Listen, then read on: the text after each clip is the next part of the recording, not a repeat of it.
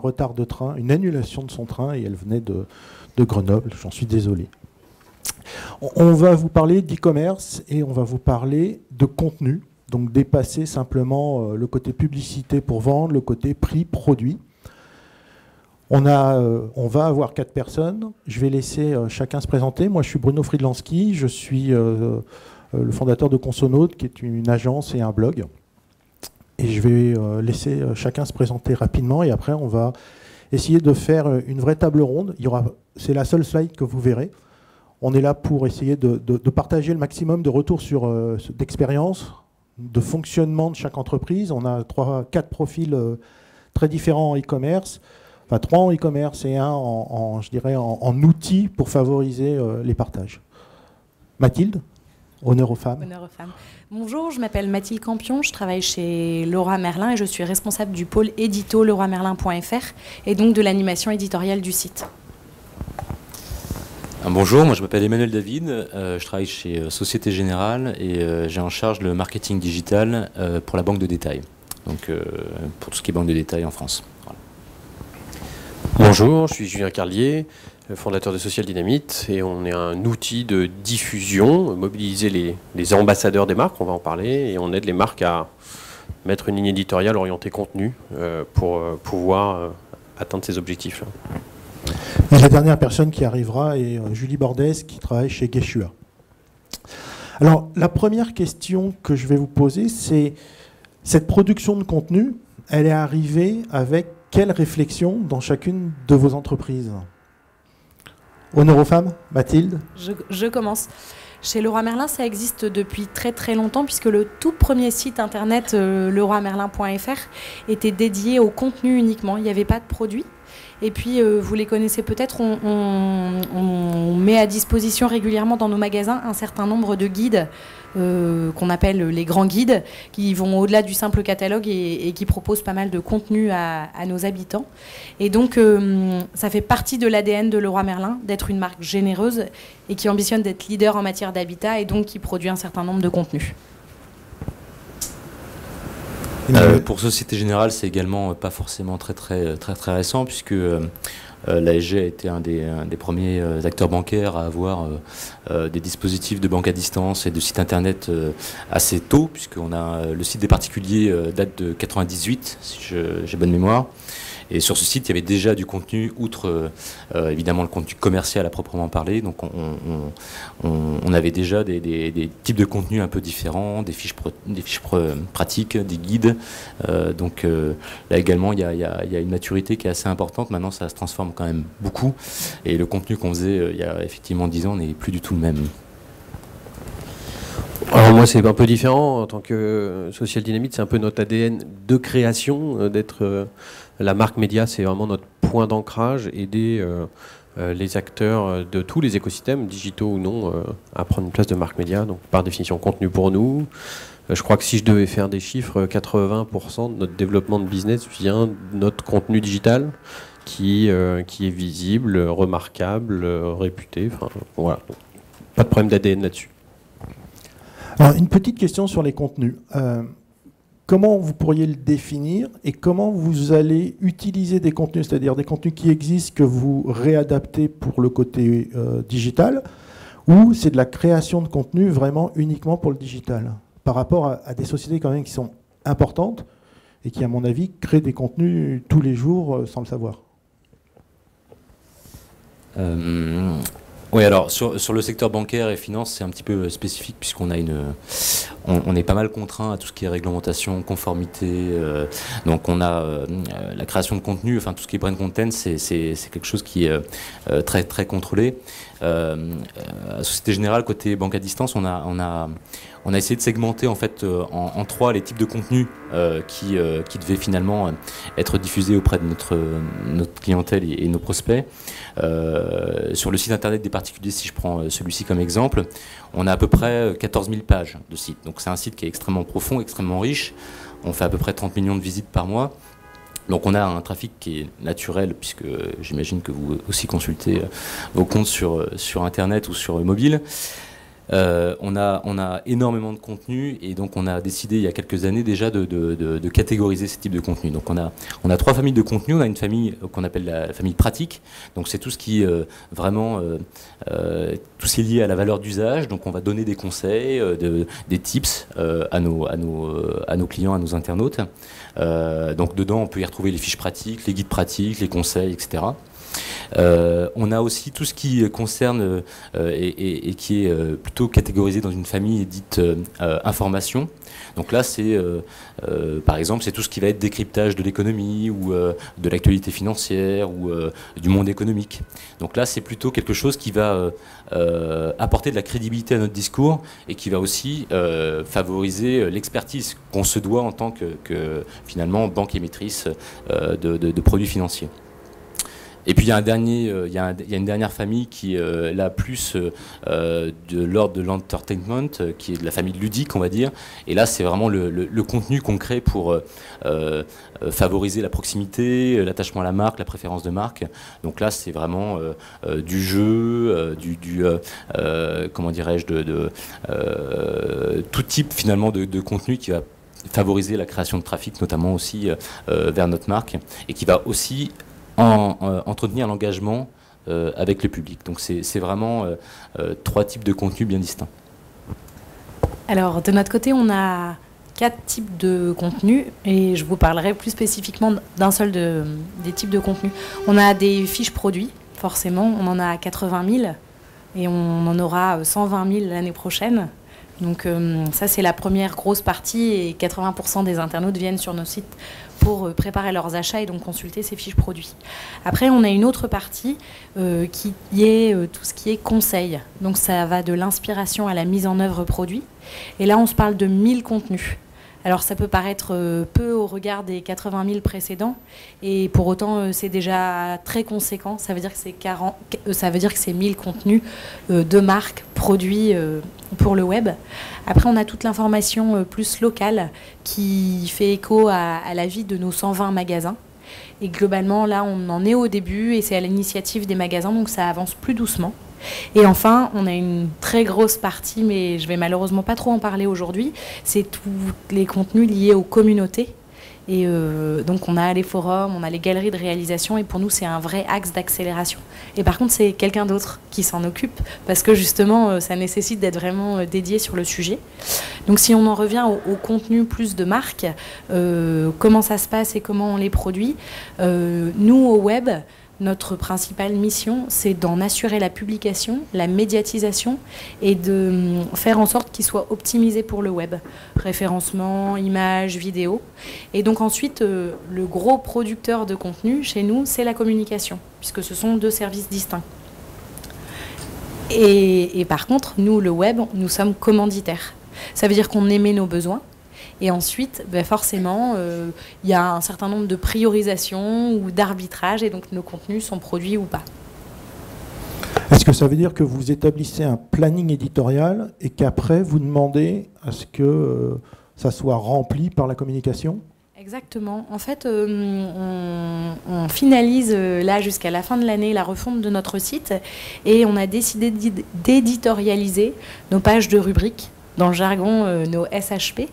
Et donc, ça va nécessiter de produire un certain nombre de contenus pour venir alimenter les thématiques qu'on a identifiées et qu'on a partagées en amont avec la communication commerciale lors d'un comité éditorial annuel.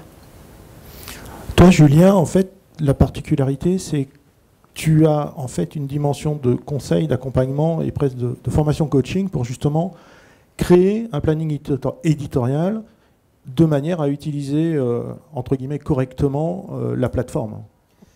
Oui, et au regard de cette discussion, pour moi, je voudrais ajouter 2 clés. C'est pas tellement différencier, c'est ajouter, et notamment des exemples qu'on a mis en place, qui sont des exemples qui peuvent être inspirants, mais qui ne sont pas forcément toujours pertinents. Le premier qu'on voit quand on fait cette démarche, c'est la première problématique qu'on pose, c'est la segmentation. Autrement dit, là on a parlé de catégorisation, on a parlé de type de produit, de contenu, on a parlé d'objectifs de contenu. Nous on va souvent plus loin en segmentation des cibles et en segmentation même des ressources éditoriales, des lieux de publication pour chaque cible et des canaux de distribution. Après, je vous arrête tout de suite, il y a une problématique ressources. Le digital permet l'hypersegmentation. L'hypersegmentation, c'est le synonyme de la pertinence, parce que personne n'a envie de recevoir toutes les informations concernant tout ce que fait une marque, uniquement ce qui l'intéresse. Et la pertinence, c'est l'opposé du spam. Donc c'est bien d'y aller, mais par contre, ça demande des ressources éditoriales, parce qu'à chaque ligne éditoriale segmentée, on met en place une ressource de travail.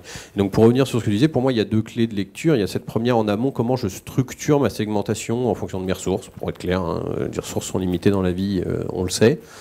Et puis après, il y a une deuxième notion, c'est d'efficience. C'est-à-dire que quand je fais un contenu, et c'est vrai que nous, on a une recommandation un peu différente, c'est d'identifier dès le départ la vie multicanale du contenu. Et on n'hésite pas à dire aux gens, mais vous savez qu'un bon contenu, il peut avoir une vie RP, traditionnelle, classique, si vous avez un avis d'expert, une tribune. La presse, je vous le rappelle, comme ça, n'a pas de business model, ils vont pas bien, ils ont des problèmes de ressources. Et donc on voit que le même contenu peut avoir une vie offline en amont, parce que la presse, il faut quand même leur donner un peu de primeur, sinon ils ne voudront pas de vos contenus. Puis une vie online, puis une vie décalée avec d'autres teasers, et on parle de cette vie du contenu. Bonjour. Non, mais je crois que, pardon, j'ai des œillères aujourd'hui. Bienvenue. Alors, je te donne le micro. Ah, c'est vrai? Bah oui, d'accord. Bon, désolée, j'arrive un peu en retard. Donc, je suis Julie Bordès de Quechua. Je suis un peu en retard parce que je viens des montagnes. Donc, Quechua, pour ceux qui ne connaissent pas forcément, c'est la marque de produits des sports de randonnée du groupe Decathlon. Et donc, Quechua est basé dans les Alpes. Donc, je me suis dépêchée parce qu'on a eu des petits aléas avec la SNCF. Mais me voilà. Donc, je suis désolée, je prends en cours de route. Alors, je te propose de nous dire quelle est la réflexion interne qui a amené à la création de contenu. Alors, tu es arrivé avec du print, ça sera ma question suivante après. On parle de contenu, on parle d'e-commerce, mais vous êtes tous les trois avec e-commerce digital, mais des ensembles de magasins, donc présence physique. Donc, quelle est la réflexion qui a amené à la création de contenu pour dépasser simplement la production, enfin le prix produit proposé? Alors en fait, je vous parlerai un petit peu de la stratégie Hiking on the Moon un peu plus tard. C'est vrai que la volonté, il y a maintenant, on va dire, bien 2 ans sur Quechua, c'était vraiment d'avoir arriver avec du contenu supplémentaire, c'est-à-dire qu'on avait un plan de com avec des produits à communiquer associés à un prix, et on avait envie d'aller un petit peu plus loin, notamment dans l'idée de travailler la fidélisation, d'aller recruter aussi de nouveaux clients, peut-être sur des cibles un petit peu différentes. Et du coup, on a choisi de travailler sur plus de contenus, donc à la fois des contenus, on va dire, business, qui sont sur la dimension, on va dire, plutôt fiche produit, avec des contenus enrichis, etc. Donc je ne sais pas si on pourra peut-être développer un petit peu après. Et en parallèle, travailler sur une stratégie de contenu, on va plutôt travailler sur la construction de la marque, et donc qui s'appelle chez nous Hiking on the Moon. Alors, on parle de contenu. Est-ce que vous faites tous du contenu texte, digital, vidéo, image, mais également print? Moi, je trouve qu'on en fait trop. on en fait bien trop, puisque l'ère du digital, c'est vrai, a accéléré toute cette production de contenu. Ça a multiplié les manières de prendre la parole auprès du public. Malheureusement, entre guillemets, les autres productions de contenu, on va dire plus traditionnelles, continuent aussi d'œuvrer. Et tout ça, dans cette grande ère de la transformation digitale, doit s'organiser. C'est une évidence. Aujourd'hui, si on prend la Société Générale, on produit énormément de contenu. Alors on a moins de références que certainement Leroy Merlin ou Decathlon et Quechua, mais on produit d'autres types de contenus. Et c'est vrai qu'entre ce qui est fait en communication commerciale, ce qui est fait à la télé, ce qui est fait auprès des réseaux, donc des distributeurs, on va dire, ce qui est fait en interne aussi, la communication interne qui est très très importante, puisqu'il y a aussi tout ce public d'ambassadeurs qui peuvent aussi se servir de notre contenu. On a besoin d'organiser, et donc à travers des comités éditoriaux, à travers des instances, on va dire, plus transversales. La banque est dans une organisation assez silotée encore, puisque traditionnelle par essence. Donc on a beaucoup de lignes métiers qui ont beaucoup d'occasions de communiquer. Et donc la transformation, aujourd'hui, elle nécessite forcément de se rapprocher entre guillemets communicants et de rompre les frontières entre le digital et on va dire la communication traditionnelle. Donc c'est un vrai enjeu en tout cas, j'imagine, pas seulement dans le secteur bancaire, mais en tout cas dans des organisations qui sont assez complexes, de pouvoir approcher finalement des producteurs, des gens qui produisaient du contenu. Donc il y a évidemment toutes les parties communicantes, mais pas que. Voilà, donc, et on se sert évidemment de tout type de contenu, donc ça va des médias sociaux. C'est de la production aussi enrichie, enfin des vidéos, des fiches produits, des guides pratiques, du texte, du marketing direct. Donc on a besoin aujourd'hui de structurer ça pour avoir une prise de parole qui résonne de la même manière auprès de notre public, que ce soit en interne comme en communication externe. Est-ce que si je lis entre les lignes, ça veut dire qu'il peut y avoir deux contenus produits par deux entités différentes mais qui ont parlé de la même chose? Ouais, complètement. Enfin, je pense que aujourd'hui, on en est encore là. Maintenant, on vise à améliorer tout ça parce qu'il y a des effets de bord qui sont pas forcément très sympathiques. Déjà, en termes d'efficacité, c'est pas forcément optimal. En termes de budget, c'est pas non plus terrible puisqu'on multiplie forcément les coûts de production, l'énergie aussi déployée. Et puis, encore une fois, c'est vraiment l'expérience client qui au final est un peu détérioré avec des messages qui résonnent de manière différente avec un même émetteur. Donc c'est pas forcément le mieux. Chez Leroy Merlin, comment ça se passe? Alors ce qui est amusant et ça fait réagir, c'est que finalement on n'est pas du tout dans le même secteur d'activité, mais on est confronté aux mêmes problématiques. Chez nous, il y a quasi autant de producteurs de contenu que d'intervenants sur le sujet, et ça pose pas mal de soucis, en effet. Par rapport au temps passé, par rapport à l'optimisation des coûts. Ce que ça veut dire, et en tout cas nos axes de progrès, c'est que on imagine qu'il nous faudrait assez rapidement ce qu'on appelle un référentiel de la pédagogie, parce que nos contenus ils sont plutôt pédagogiques. Ça voudrait dire que de la même manière qu'il y a des bases de données pour nos produits, pour les perceuses, je pense que demain, si on l'applique à notre métier, il faut qu'il y ait un socle commun de contenu pour bien choisir sa perceuse chez nous et que ce soit exprimé de la même manière en magasin, sur les guides et sur le digital et l'ensemble des déclinaisons. Ça, c'est une première étape. Ça veut dire se doter d'outils, ça veut dire accepter de produire des contenus assez formatés parce que chaque canal a ses spécificités. Moi, je ne vais pas avoir beaucoup de texte, par contre, je vais vouloir beaucoup d'images et des titres assez percutants. Là où le print va peut-être vouloir des grands schémas avec plein de petites flèches et des messages, mais qui vont être illisibles sur le web, ainsi de suite. Et donc, qui dit référentiel de contenu, dit aussi l'organisation qui va bien. Et donc, on se dirige petit à petit vers un producteur unique de contenu. Chez nous, ça sera vraisemblablement la communication, parce que ce sont des gens qui ont davantage cette compétence que nous, au pôle web édito. Et donc, comment ça se passe concrètement? Il y a eu des premières étapes, c'est que nous, au web, lorsqu'on malgré tout on continue à produire des contenus, on a commencé par bosser avec la même agence que la com. Ça va peut-être en faire sourire quelques-uns et d'autres vont se dire c'est tellement basique, sauf que dans des grosses boîtes, ça se passe pas toujours comme ça. Il y a souvent autant d'agences que de services. Et ça, c'est une première étape, on va dire. Et puis, l'exercice qu'on demande justement à cette agence, c'est que à partir de l'année prochaine, on a initié les choses déjà l'année précédente, c'est que lorsqu'ils vont produire un contenu, ils doivent d'entrée de jeu penser à l'ensemble des déclinaisons. On n'a pas encore le référentiel de la pédagogie. Pour autant, c'est, d'accord, alors sur un guide papier, vous allez l'exprimer comme ça, mais comment on va l'exprimer sur leroymerlin.fr et quel extract je vais en faire pour le mobile, parce que nous, notre trafic, il devient de plus en plus important sur tablette et mobile, et ainsi de suite. Au sein de Guéchua, ça se passe comment ? Alors sur la partie création de contenu, on va dire, donc en fait on fait tout en interne, on n'externalise pas du tout la production de ces contenus, que ce soit texte ou image. Donc il y a une partie de création, de contenus qui sont créés par l'équipe, le pôle digital, et puis une partie faite par le pôle éditorial. Et bien sûr, cross à tout ça, c'est le pôle de production image qui vient soutenir ce travail de production. Tout est en interne. Ce sont des équipes de communication ou c'est les équipes produits, ceux qui maîtrisent en fait le produit, qui en même temps le mettent en avant de façon textuelle, image, vidéo? Alors on va dire que globalement, toutes les équipes de la marque produisent du contenu au quotidien. Donc le chef de produit, bien sûr, va remplir sa fiche produit, etc. Mais on essaye d'aller plus loin. Alors bien sûr, la communication est complètement intégrée à ce schéma.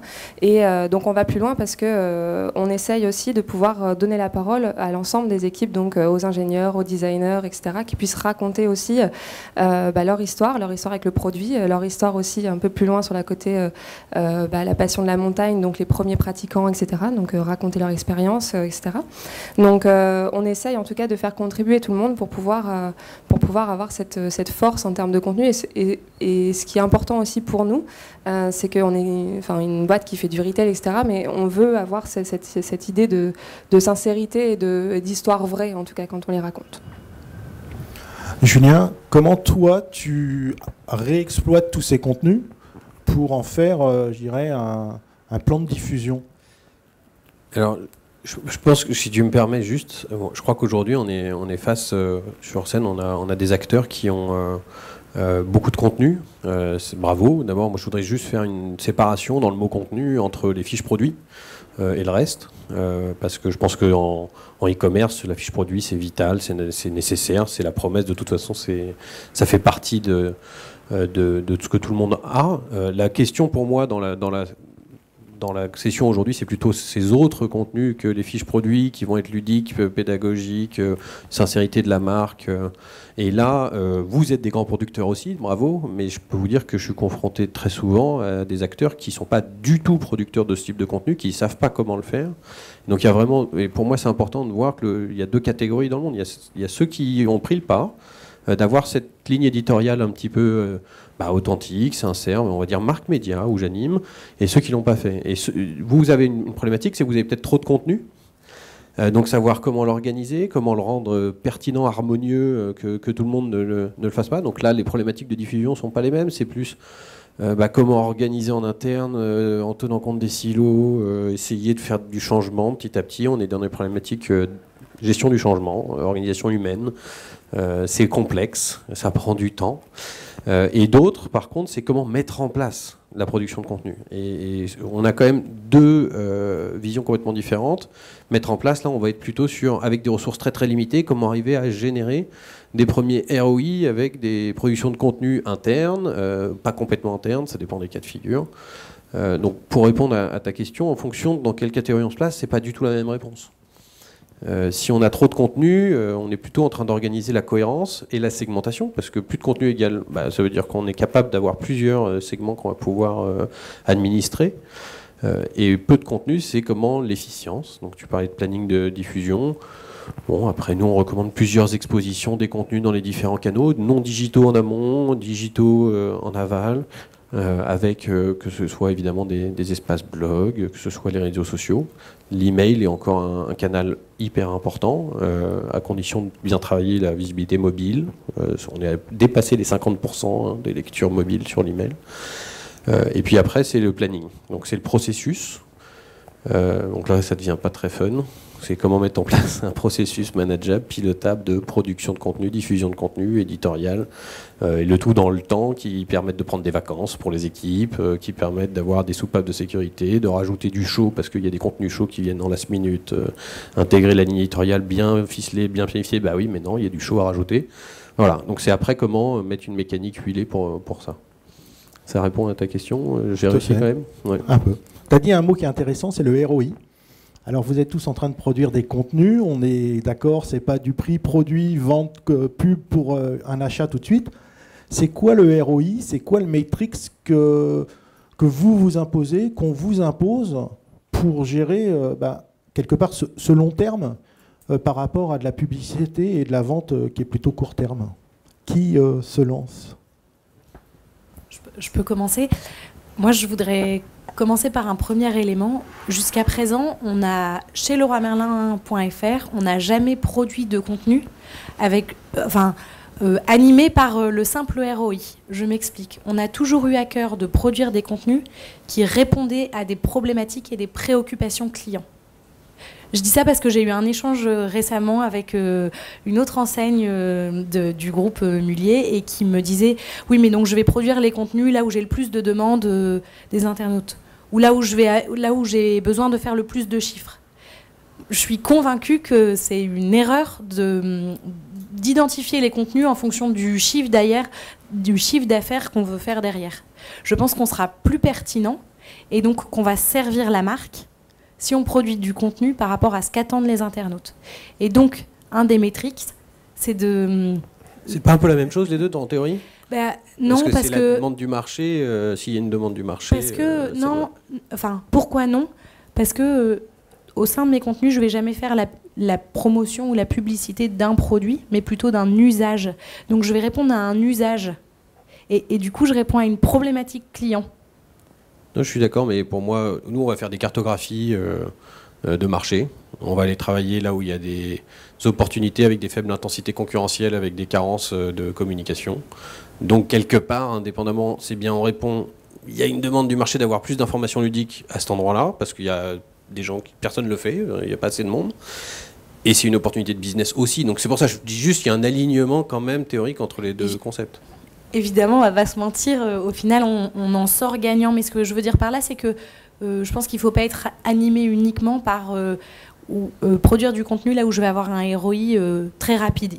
Ça se construit vraiment sur du long terme et là, on sera vachement plus gagnant. Donc ça veut dire que vraisemblablement, en année 1, 2 et peut-être même 3, je vais un peu sortir les rames, je vais devoir organiser, je ne vais pas pouvoir mesurer tout de suite les retombées. Et en deuxième élément, comme élément de métriques justement ou KPI, pour moi c'est vraiment tout ce qui est référencement naturel et venu sur le site.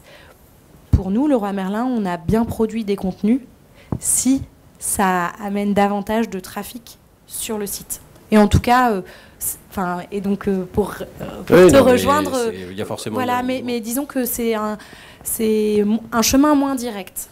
Non, mais il faut que les directions aient conscience de ce ROI qui n'est pas forcément au court terme, et ça, c'est pas toujours facile à vendre, ça dépend des cultures d'entreprise.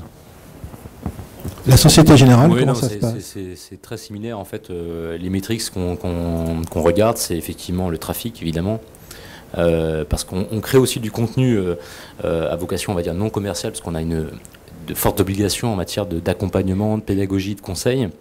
Donc on essaye aussi d'être vraiment détaché du commercial, parce qu'on est sur des univers, on est sur un secteur assez touchy. Du coup, on essaye vraiment de garder cette ligne de conduite, mais on regarde aussi évidemment l'efficacité de notre contenu, l'intérêt l'intérêt vis-à-vis du public, et aussi la résonance que ça peut avoir sur le trafic des sites, également l'engagement après sur les réseaux sociaux, puisqu'il y a des choses qui sont partagées, il y a de l'engagement qui se crée, il y a des échanges avec les community managers sur tel ou tel topics. Donc on regarde ça, et comme disait Mathilde, il y a aussi toute la partie SEO qui est très très importante, puisqu'on a des tableaux de bord d'analyse de la demande, des requêtes évidemment faites sur les moteurs de recherche, et donc on arrive comme ça à véritablement piloter l'intérêt, l'efficacité ou le bon usage de tel ou tel type de contenu, qui, comme pour Leroy Merlin, n'est pas forcément assujetti à un temps fort commercial ou à un moment clé en termes de business. Voilà, la banque, c'est d'abord des moments de vie, c'est d'abord effectivement, on part d'abord du besoin. Donc dès l'instant où on part du besoin, c'est quelque chose qui est vraiment détaché du commercial. Ça veut dire que vous rentrez dans ce qu'on entend de plus en plus, c'est n'écrivez pas pour Google, mais écrivez pour votre audience. Oui, enfin Google fait sa vie. Après, c'est un acteur quand même qui est omniprésent dans notre activité. En France. Comment ? Monopolistique en France. Donc on écrit pour nos clients, mais on écrit aussi pour que ça passe bien sur Google. On a une chance quand même dans notre monde, c'est que petit à petit, Google, un de ses indicateurs forts, c'est les signaux sociaux. Et autrement dit, plus on écrit pour des humains, plus ça renforce aussi ce que Google lit. Donc tout va bien, il y a une convergence entre les deux. Écrivons bien, de la qualité pour nos audiences. Ça nous oblige effectivement à être très exigeants sur ce qu'on écrit, sur la duplication des contenus, sur la pertinence aussi, puisque il y a énormément de concurrence sur des sujets multiples et variés, que ce soit d'ailleurs des entreprises entreprises, des individus. Donc c'est vrai que par rapport à ça, ça nous oblige à être très, très, très exigeants sur la manière dont on traite les contenus. Alors Julie, pour toi, comme on est dans un univers du sport, du plaisir, qu'est-ce qui a conduit justement, tu as amené des exemplaires, à Hiking on the Moon, qui est pas du tout prix produit, mais qui est complètement, je dirais, un univers de plaisir. Et comment ça rentre dans le ROI quelque part? Alors en fait, pour la suite, je vous rejoins complètement sur les idées que vous avez émises. En fait, je pense que avant de vous raconter Hiking on the Moon, je pense que ce qui est intéressant, c'est aussi de se dire que dans le ROI, il y a deux vitesses. C'est-à-dire que quand on parle de contenu, de fiches produits enrichies, etc., on a des ROI court terme. On sait qu'une fiche produit avec une vidéo, ça transforme mieux que sans vidéo. Et ensuite, en fait, notamment avec Hiking on the Moon, on travaille sur un ROI à plus long terme où on va travailler la construction de la marque, le côté pérenne de la marque et puis surtout la recommandation ensuite. Donc en fait, Hiking on the Moon, c'est notre stratégie de brand content. Donc on l'a lancé il y a bientôt 3 ans maintenant, on va dire 2 ans et demi. C'est une stratégie avec plusieurs médias. Donc là vous avez pour plusieurs d'entre vous le magazine dans les mains. Donc c'est un magazine trimestriel, c'est aussi un blog qui est animé quotidiennement et puis une web TV. Et ce contenu-là en fait on l'a voulu un petit peu déconnecter entre guillemets de notre quotidien de communicants, produits, etc. On a voulu travailler donc sur ce côté long terme de relationnel, d'engagement avec nos clients utilisateurs. Et donc c'est un support où on vient raconter d'autres choses que simplement le produit. On vient raconter notre univers.